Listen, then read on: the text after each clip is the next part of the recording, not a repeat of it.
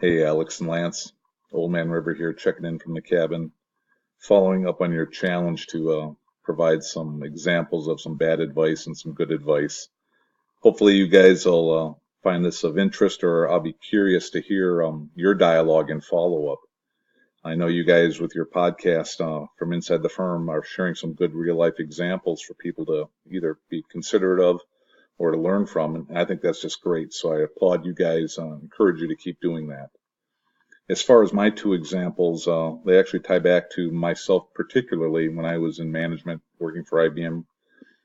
And it all focuses around the subject or the topic of encouraging, whether it's friends or family or employees, to speak up when they see something that's either right or wrong, or just needs to have a voice or a commentary or something brought up.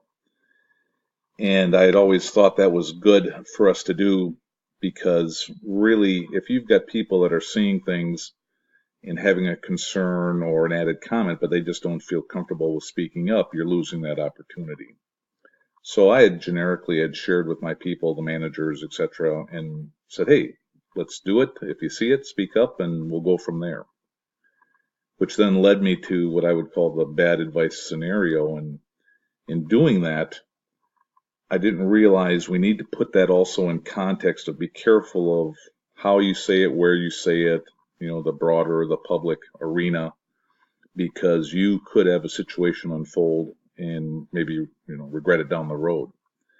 And what had happened to me is really I'd gotten into let's call it an organizational argument between the teams and the business units I was representing and working with a peer in corporate, and really feeling the tact or the approach and what they were doing was just going in a wrong direction, which was not valid. They weren't listening to us, and looking back, I was probably just more frustrated that why they would do that. So I basically thought I was up on my mighty horse and wrote kind of a challenging, blistering type email back to him. And to really make sure I made my point, I even copied his executive, his vice president, because really I thought they were going down the wrong track and really going to do a disservice to us across out in the sites.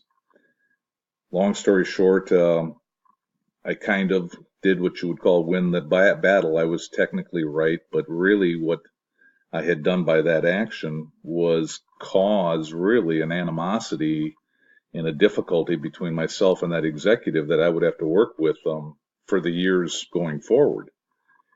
And it really was probably something that, as soon as I had done it and realized it, I'd kind of had my regrets. I shouldn't have kind of gone that public type of an approach, because it just made it difficult for his people and my people to work together, and we just had greater challenges going forward.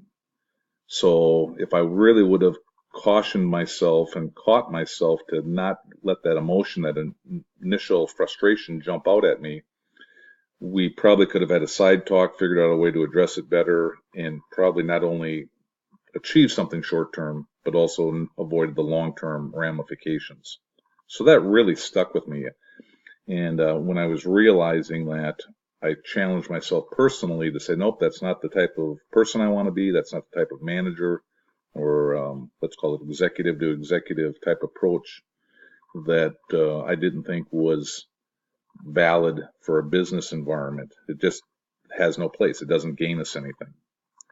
So I took that type of a situation as I was talking with my people, managers, the team and whatnot, and I shared that with them and said, hey, learn from my mistake, because you want to be able to speak up, but you just got to make sure you remember the right context, the right podium, the right platform, what you're doing in a private or a public setting, which then led to what I'd call the good advice scenario.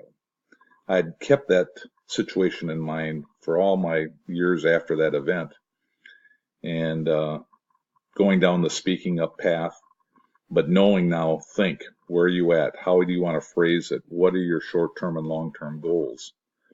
And I was actually talking to my boss at the time, and we had done a status update, and he was closing out the conversation with, well, is there anything else, Keith, I should be aware of or I can help on? And I thought, well, hey, this is a good opportunity. We're private. It's just one-on-one in an office. And so I had just brought up the use of his, let's call it uh, expletive language now and then in our meetings. Clearly, we had some various challenges. It was frustrating from our senior VPs through the lower level VPs up and out through all of us. So clearly challenging times. And he was voicing his frustrations and trying to get his point across in the various meetings. But in our private setting, I said to him, I said, hey, I understand it. I would just ask if you could. I've never thought that language helps us, whether it's a difficult situation or whatever. It's an adjective. I said, we're all, smart, talented executives. We can figure this thing out. But hey, if you could just avoid that or limit it down or whatever, long story short, I would appreciate it. And he commented that, yep, he realized he had done that and appreciated my speaking up and said he would try to work on that.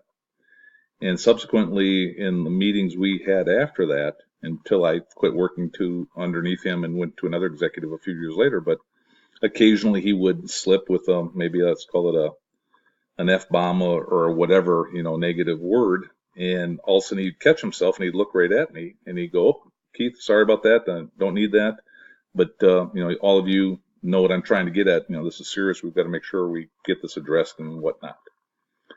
And so I'll just close on that is, the two examples I had wanted to convey things, but I didn't really approach the first one a few years previous well in the right context and had my regrets. And then the latter, the good example was I was glad I kind of thought about it, did it publicly. I mean, and not publicly, I did it privately to just make sure, hey, here was something I wanted to convey. Appreciated the friendship I had with this other manager, my boss at the time, and it worked out good for the long range. And so I'd shared those examples with my people, just saying, hey, we can do this. And the amount of success you'll get in challenges, issues, or whatever really goes on how you deal with people in a public or private setting and going down the path trying to be honorable, person of character, you'll never have regrets on. And when you kind of shortchange that, it'll possibly backfire on you and give you some bigger headaches down the road. So, hey, some food for thought. Hope you guys can run with that. Maybe it'll trigger a thought or a comment. I'll be curious to hear you cover this in your next podcast. Thanks again. Take care. And I'll sign off from the cabin. Thanks, guys.